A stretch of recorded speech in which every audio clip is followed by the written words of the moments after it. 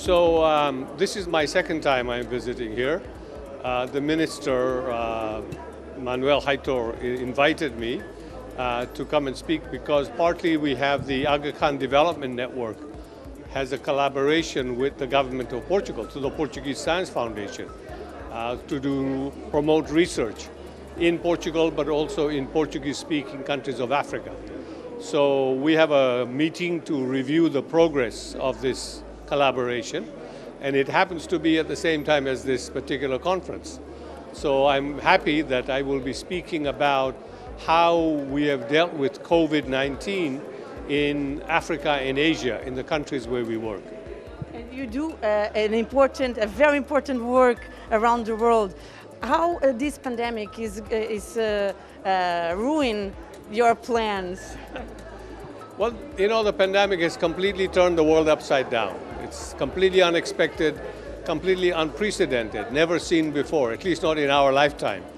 So I think it's, for us, it was a learning experience like the rest of the world in how do you first figure out what it is, then how do you treat it, how do you live with it, just like we are carrying masks and among other things. But it was also how does it affect the population, how does it affect the students? We run hospitals. About the patients, what about the patients who have cancer, who don't want to come to the hospital because they are worried about COVID-19 or heart attacks?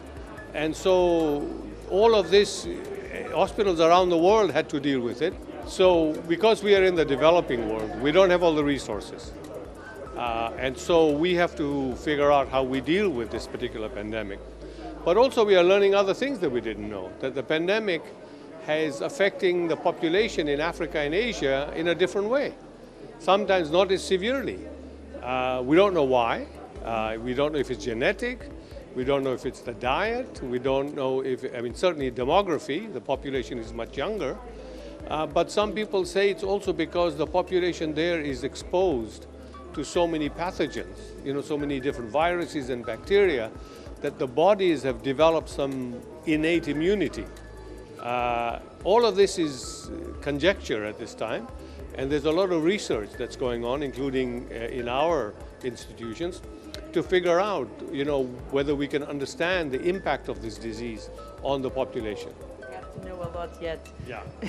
But what is the importance of meetings like this to your work and to know another work?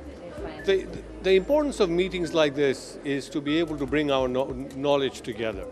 This morning we heard from the Nobel laureate in Israel when he talked about the ethics of COVID treatment, of vaccines, of which people get treatment and which do not.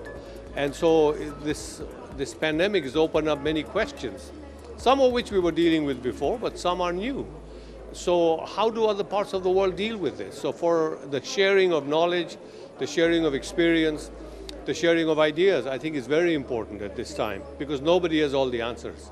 And I think the importance of these types of meetings is to bring all the minds together, all the experiences together, all the knowledge together, science together, to be able to help mankind.